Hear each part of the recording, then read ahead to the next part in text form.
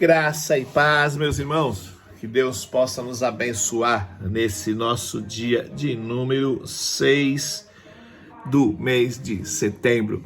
E nós estamos dando continuidade aos nossos estudos do livro de Atos. E hoje, por ser dia 6, nós vamos estudar o capítulo de número 6 do livro de Atos. Hoje nós tivemos um dia bem corrido na nossa igreja, mas eu tenho certeza que Deus tem planos e projetos ainda para nós no decorrer deste dia. No finalzinho do dia, Deus vai te abençoar. Amém?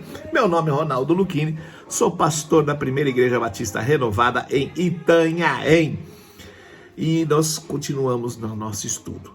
Hoje vai ser um breve estudo, né?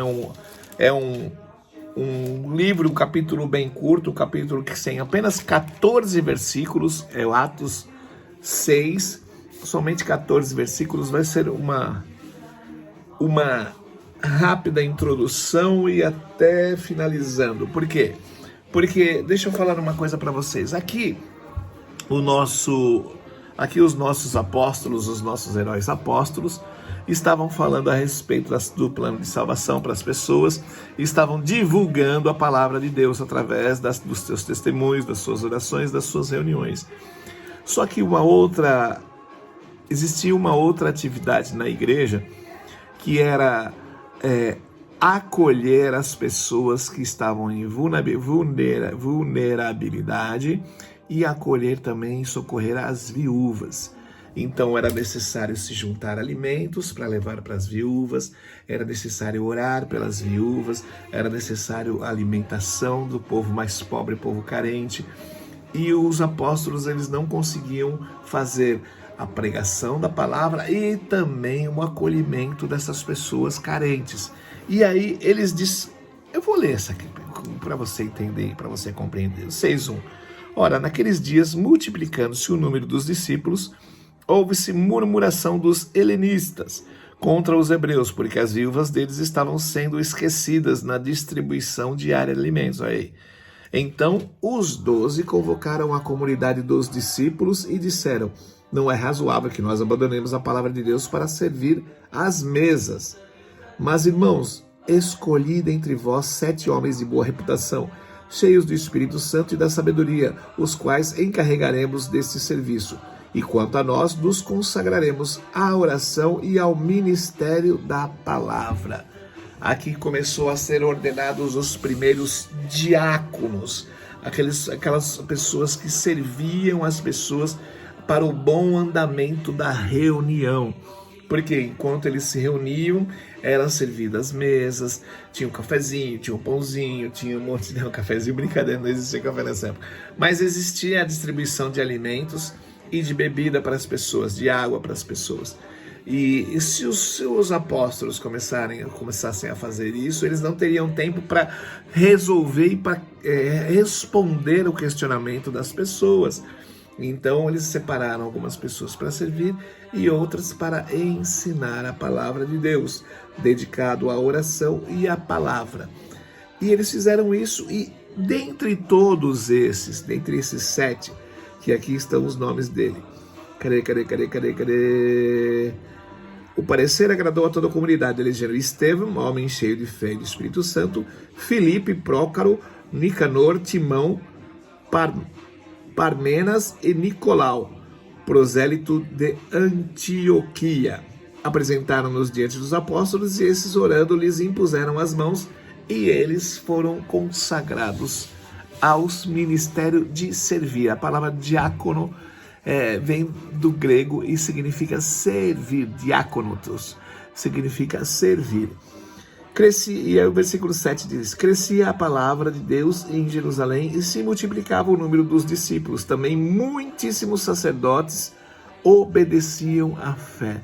Irmãos, as coisas começaram a ficar de uma outra formalidade, com outro parâmetro, e as coisas começaram a crescer.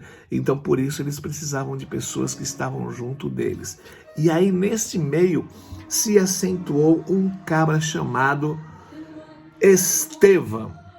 E do versículo 8 até o versículo de número 15, nós vemos o quê? Nós vemos a ideia de Estevão. Porque diz assim: Estevão, cheio do Espírito e do poder, fazia prodígios e grandes sinais entre o povo. Levantaram-se, porém, alguns dos que eram da sinagoga, chamados dos libertos, dos sirineus, dos alexandrinos e dos da Cilícia e da Ásia, e discutiam com Estevão. E não podiam resistir à sabedoria e ao espírito pelo qual ele falava. Então subornaram homens que disseram: Temos ouvido que este homem proferis blasfêmias contra Moisés e contra Deus. Olha que coisa linda, que coisa absurda, né, irmãos? Sobrevaram o povo, os anciões e os escribas, e investindo-os, o arrebataram, levando-o ao sinédrio. Apresentaram testemunhas falsas que depuseram: Este homem não cessa de falar contra o lugar santo e contra a lei, porque o temos ouvido dizer que esse Jesus, o Nazareno, destruirá este lugar e mudará os costumes do povo de Moisés. Todos os que estavam assentados no sinédrio, fitando os olhos de Estevão, viram o seu rosto como se fosse o de um anjo. Novamente falando da intrepidez com que nós devemos falar a palavra de Deus. Presta atenção que Estevão não era um dos apóstolos. Estevão era um homem cheio do Espírito Santo de Deus, e Estevão era um homem que tinha uma grande fé. Mas Estevão, ele não andou como os apóstolos andaram. E Estevão já estava falando com a intrepidez daqueles que andavam com Jesus. Irmãos, Deus tem um plano e um projeto para todos nós, para mim e para você. Um projeto que nós vamos confrontar este mundo através da palavra de Deus. Então nós estamos sendo preparados como soldados para enfrentarmos as nossas batalhas pela fé. Fidelidade na oração e batalha espiritual.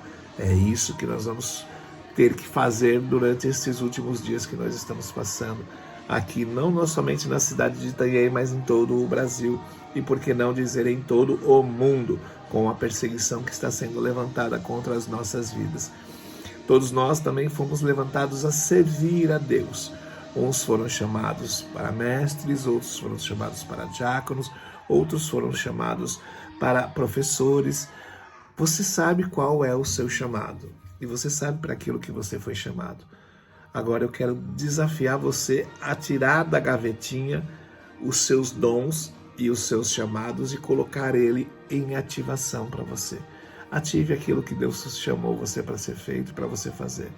Pare de fugir do chamado que Deus tem para você, porque eu tenho certeza que aquele que começou a verdadeira obra, ele é fiel e justo para chegar até o fim, mas depende muito de você, tá bom?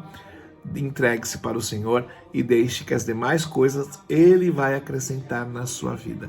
Mas lembre-se, você foi chamado a servir. Para de ficar esperando as coisas acontecerem.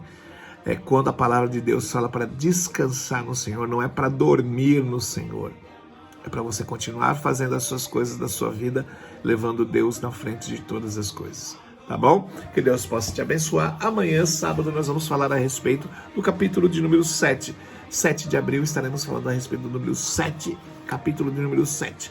Espero você até conosco amanhã, tá bom? Que Deus possa te abençoar. Em nome de Cristo Jesus, uma ótima final de noite de sexta-feira e até amanhã. Fui! Au!